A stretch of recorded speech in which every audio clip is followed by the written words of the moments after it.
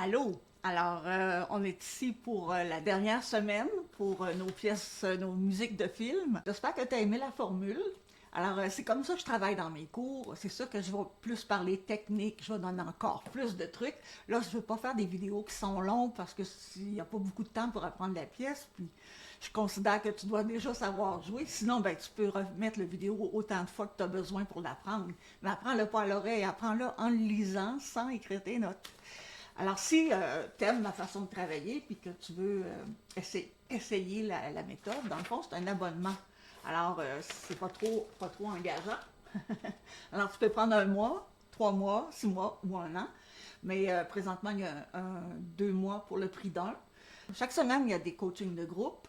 Alors, ça te fait 8 coachings de groupe. Chaque semaine, tu reçois un cours qui a les 6 volets. Alors, il y a une petite vidéo dans chaque, avec petit document dans chaque. C'est ton travail de la semaine. Et ensuite, il y a des rencontres avec moi. Je donne des cours privés. Je te donne un cours privé par mois. Donc, le premier cours va être privé, évidemment. Tu vas pouvoir commencer sur la plateforme si tu es débutant, parce que ça commence directement débutant. Si tu n'es pas débutant, ben prends ton rendez-vous pour prendre un cours avec moi ou écris-moi sur Messenger, parce que des fois, ça va loin. Je te ferai une petite place là, pour te voir rapidement. Alors, de quoi qu'on va parler quand on va se voir? On va se parler de piano. Et on va mettre des objectifs. Vous allez me dire qu'est-ce que vous avez fait dans le passé ou si vous êtes débutant. Alors, mon discours est différent selon vous. Alors, je m'adapte à vous. C'est vraiment une méthode qui s'adapte beaucoup parce qu'il y a beaucoup de présence. Alors, on a une communauté, on a les rencontres, on a les cours privés, puis c'est ça. Alors, puis les cours en ligne, bien sûr. Allô? Alors, on est là pour la 4e semaine du Seigneur des Anneaux. Alors, le Seigneur des Anneaux, je te le faisais jouer très léger au début. On va jouer un peu moins léger. Puis tu vas voir pourquoi j'ai mis des choses dans la partition que tu vas trouver sous le vidéo de YouTube. Alors, tu vas avoir la partition de la semaine 4 où j'ai rajouté des éléments qui vont t'aider pour ton interprétation. Alors aujourd'hui, ce qu'on va travailler, c'est qu'on veut que la pièce avance. En musique, il y a le premier temps qui est important dans tous les chiffrages. Mais en 4/4, le premier temps et le troisième temps. C'est la même chose en 12/8, premier, troisième temps. Alors, c'est très important. Le premier temps, c'est toujours un temps fort. Et le troisième est mi-fort. Okay? Alors, il est plus fort un peu que le 2 et le 4, mais il n'est pas aussi fort que on ne fait pas un gros coup sur le 3. Mais je vais te montrer la différence, tu vas voir. Alors, quand on joue en comptant 4, 1, 2, 3, 4, comme ça sonne de même. Tu vois? Si je le compte en 2, je vais faire la même vitesse, sauf que je vais faire 1, 2, 3, 4. Mais je compte pas en 4, je vais faire 1, 2. Donc, le troisième temps, ça va être la troisième noire, ça va être mon 2. OK? Alors, ça va faire 1, 2.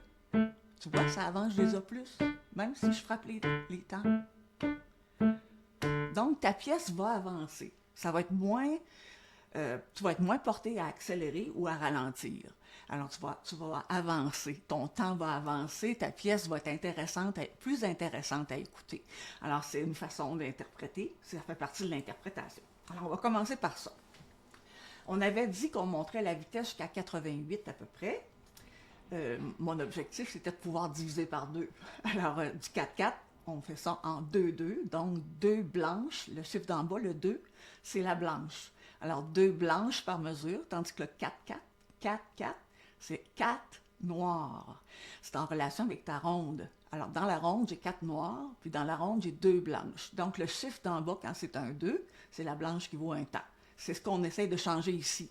Alors, j'espère que je pense que tu devrais bien comprendre ça. Sinon, tu ne te gênes pas, tu me poses des questions. Je suis là pour ça. OK? Alors, on va faire à 88. Si tu n'es pas rendu tout à fait à 88, il faut au moins que tu sois à 80. OK? Alors, essaie de remonter ta vitesse jusqu'à 80 avant de faire cette étape-ci. On va faire la main gauche seulement. Là, on la fait en 4/4. Donc, 4 noirs par mesure.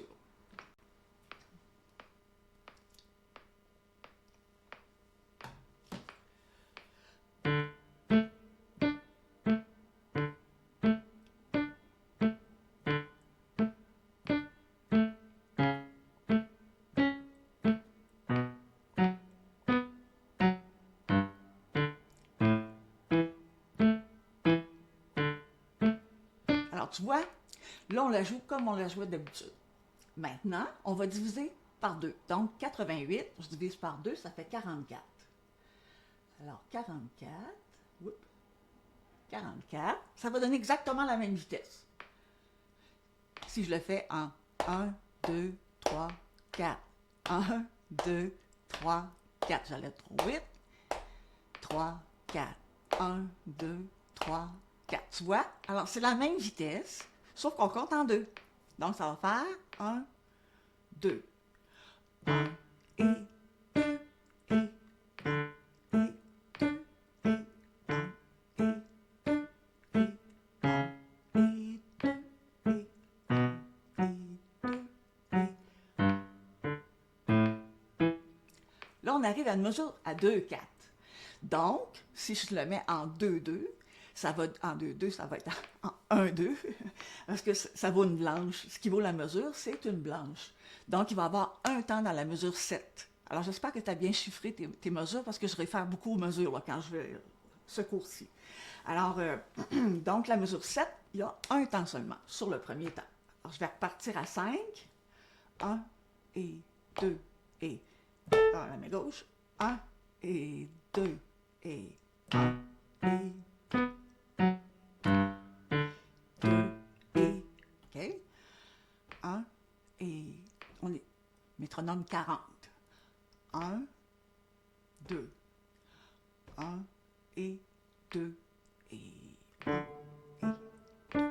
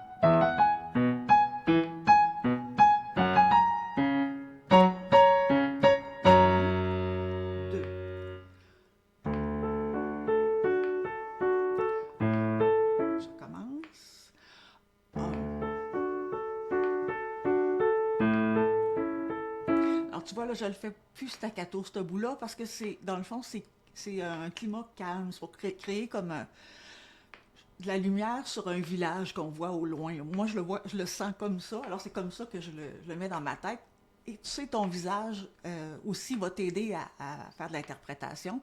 L'expression que tu mets dans ton visage, c'est l'expression que tu vas... Ça veut dire que ta tête elle pense comme ça. Donc, tu vas avoir plus de facilité à le faire. Alors, quand on arrive à cette partie-là, mesure 19, donc, ou la reprise, là, on pense calme, apaisant, on voit comme un paysage lumineux. Alors, c'est de la beauté de la nature. Puis on peut peut-être voir au loin là, les hobbits. Là. On les a vus avant, par exemple.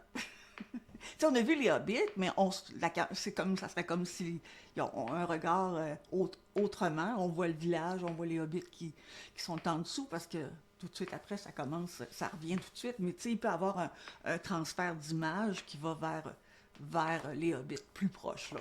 Alors, c'est comme une image au loin qu'on voit.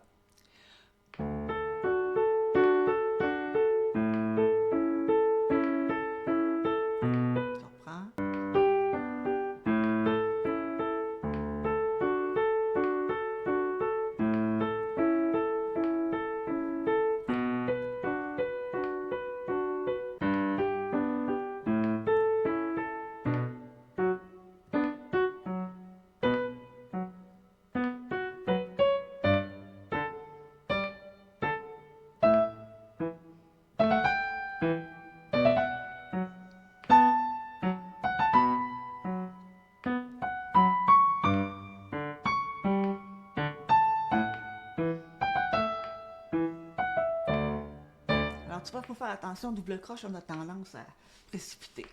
Alors, je vais repartir de 29. 1, 2.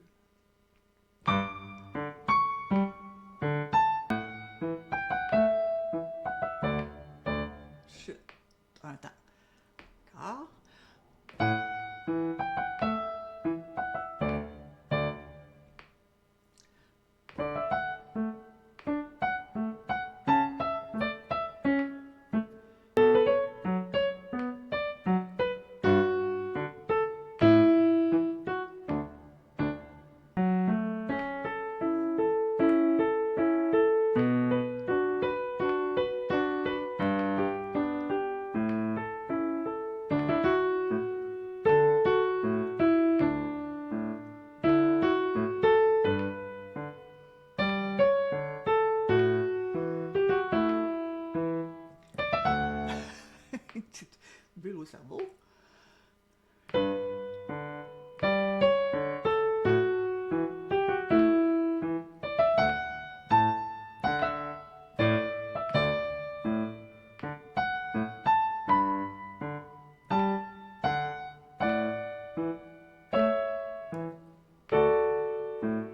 Et on ralentit.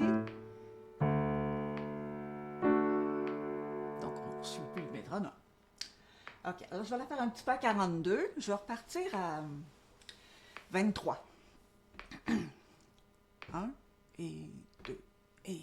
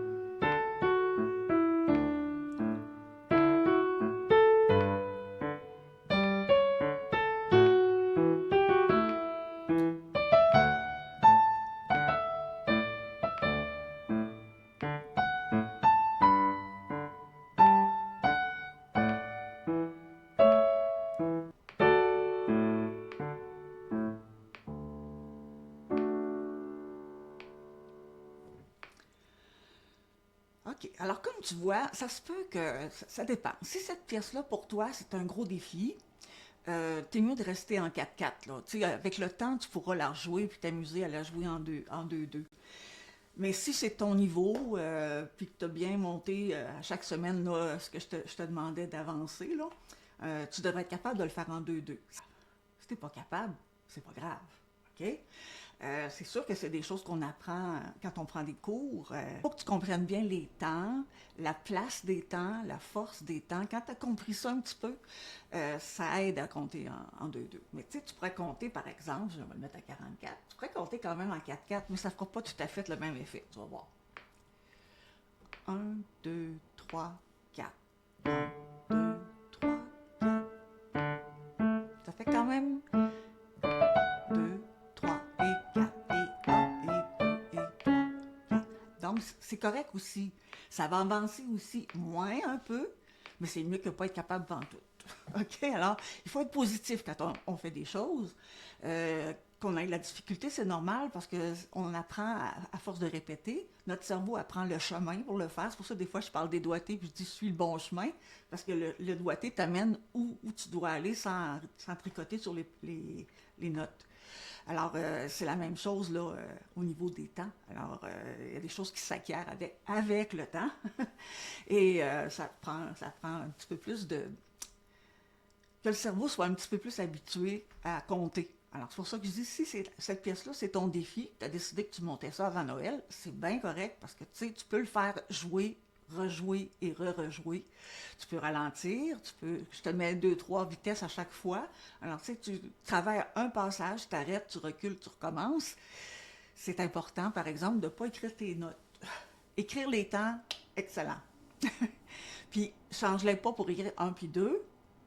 Regarde ta partition en faisant, tu es supposé de les avoir écrits partout. Donc, 1 et 3, c'est les tocs. Alors, ça devrait bien aller. Bon, maintenant, on va rajouter à ça cette légèreté-là. J'ai écrit sur la partition. Alors, à partir de la mesure 3, c'est les violons qui jouent. C'est très pesant comme violon, là. Alors, on ne peut pas le jouer trop léger. Moi, au début, je le faisais léger, mais en réécoutant la pièce, ça faisait un petit bout de temps que je ne l'avais pas écouté. Puis, je me suis rendu compte que le violon est pas mal pesant. Pas trop vite, c'est sûr. À la mesure 17, 19, comme je te disais, on s'imagine par exemple un drone qui monte puis qui voit le village, les gens qui sont dans le village, puis une grosse lumière, là, le lever du soleil. Imagine-le comme tu veux, c'est toi qui va donner cette interprétation-là. Moi, c'est mon image à moi. Tu peux voir autre chose carrément, mais tu penses toujours à la même chose quand tu arrives là. Pour ça, il faut que tu saches bien ta pièce, par exemple. Tu peux pas faire ça, amener un genre différent par rapport à une partie si ta partie, tu la sais pas. Fait qu'il faut que tu saches bien ta pièce avant. Quand on arrive à 21, c'est la flûte à bec qui joue, puis elle joue quand même assez fort. Une flûte à bec, ça joue pas fort, ça craque un peu quand ça joue fort. On entend en arrière d'autres vents. Alors, elle est supportée par d'autres vents de l'orchestre. Fait que, tu sais,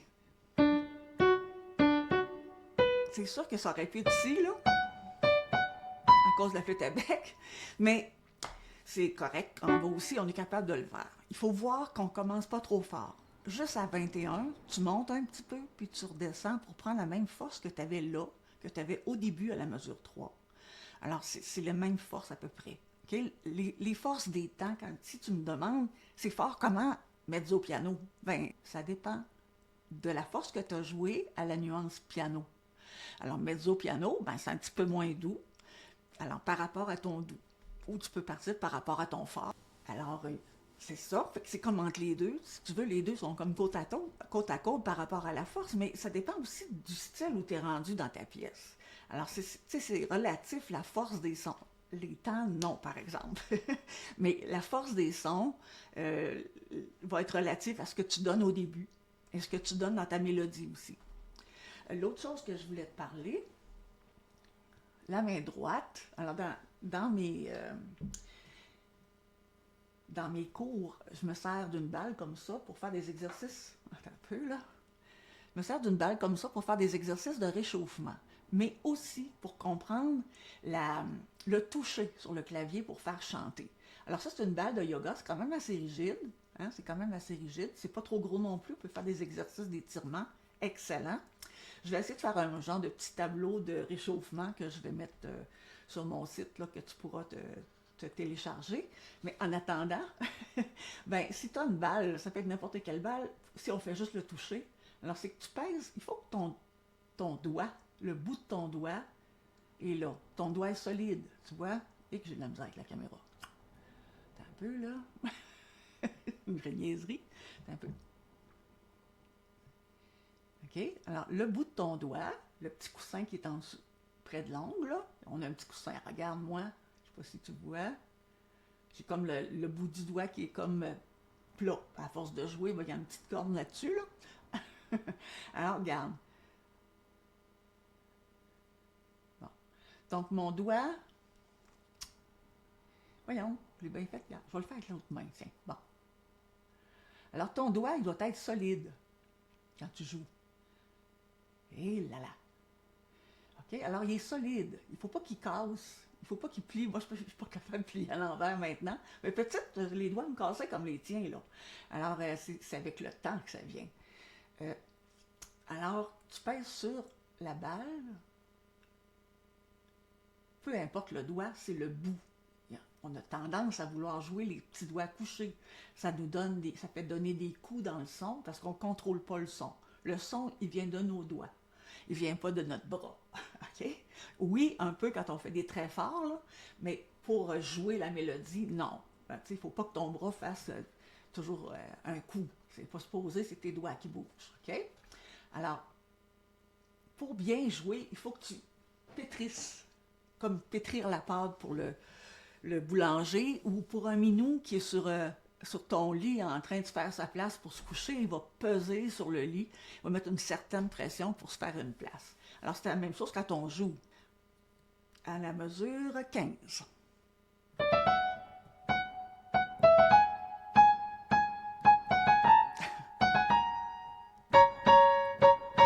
Je pèse sur le clavier, OK?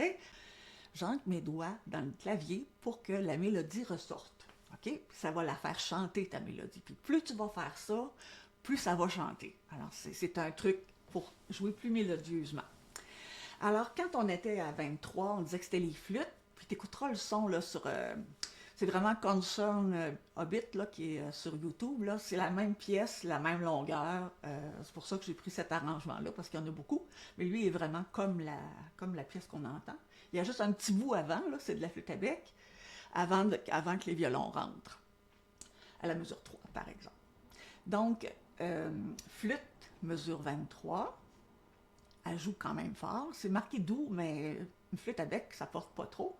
Alors, on voit que c'est joué fort. Et ça monte, donc, tu sais, monter sur le clavier, aller vers le haut, on a naturellement tendance à monter le son. On a tendance aussi à accélérer. Fait qu'il faut contenir tout ça, mais quand la mélodie monte, fais monter la force. Quand la mélodie descend, fais descendre la force. Ça va donner encore un autre aspect à ce que tu joues. Donc,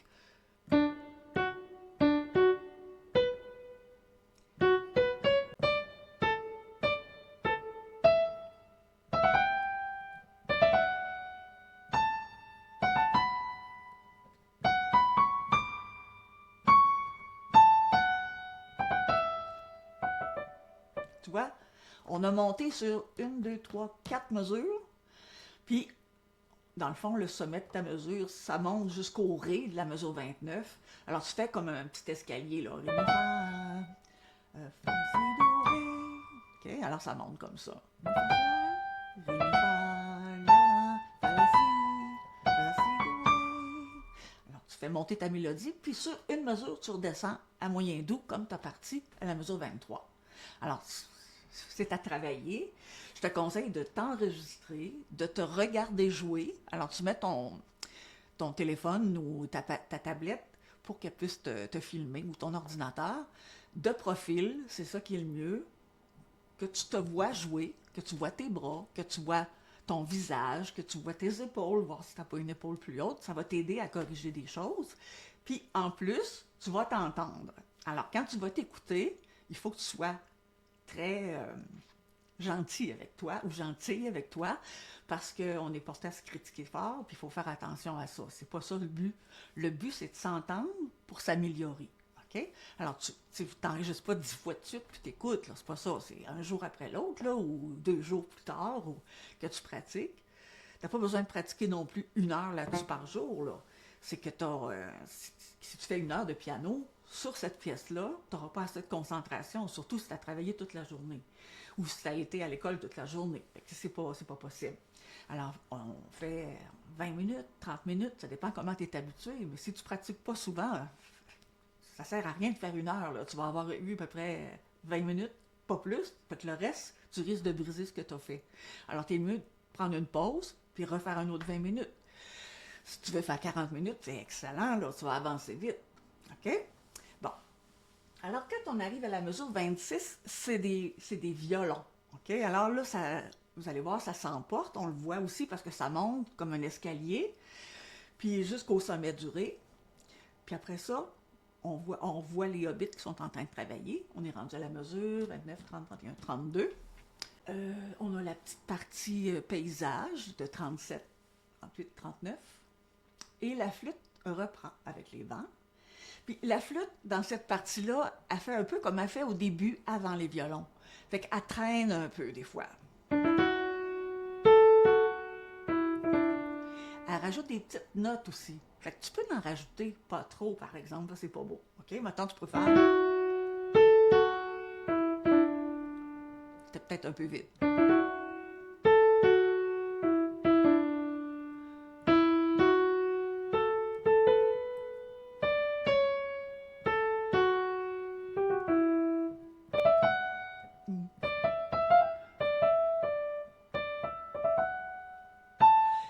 Mais en pas trop, OK? C'est vraiment pour donner un peu l'espèce d'étirement que la flûte donne, parce que c'est facile de faire ça en bouchant le trou à moitié sur la flûte.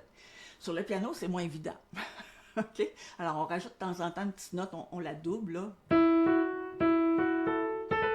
Et la petite note que tu rajoutes est sur le premier temps.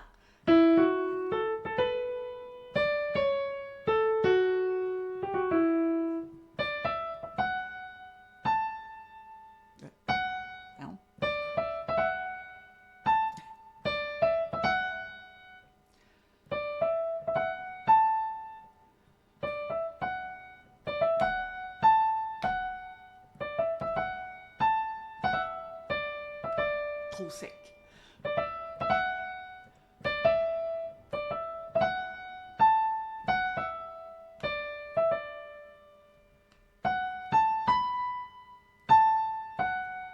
Et ça ralentit tout ça, là, jusqu'à la fin. À la fin, tu vois, c'est marqué ritenuto. R-I-T, c'est pas tu pars pas à rire. Ça m'est déjà arrivé. Un élève, il jouait, puis il arrête de jouer, puis il se met à rire. Je lui demande pourquoi tu fais ça. Ben, c'est écrit ri, R-I-T. Je l'avais trouvé très bonne. Alors, R-I-T, c'est ritenuto en italien, et ça veut dire retenir. Alors, quand on retient, c'est plus que quand on ralentit. Alors, 45, 46, 47, tu ralentis un peu. Quand tu arrives à la mesure 45, 46, 47, 48, l'avant-dernière mesure, ben là, tu ralentis pour vrai. Là. Très doux. Puis, il faut que tes doigts rentrent ensemble. Donc, c'est comme une main de plastique. Tu sais, que tu mets tes doigts pour qu'ils rentrent ensemble. OK? Comme ça. Ça va? Alors, voilà. C'est... je vais te donner des petits trucs aussi. C'est beau faire la vitesse et tout ça. 4 semaines, c'est pas long pour apprendre une pièce selon notre niveau. Alors, c'est ça. Si tu as des questions, n'hésite pas. Si tu as de la misère, on peut même se voir pour que je t'aide en live. Là. Alors, ça va me faire plaisir. Fait que tu vas me connaître, puis tu vas voir comment je travaille. Mais tu le vois déjà comment je travaille. C'est comme ça que j'enseigne sur ma plateforme. Puis, c'est ça. Alors, au plaisir d'être rencontrés. Manque pas le défi du mois de décembre, bien sûr, ça va être des pièces de Noël. Puis des petites pièces un peu de jazz, peut-être, pour les plus avancés. Alors, c'est ça. On va voir ça la semaine prochaine. Bye!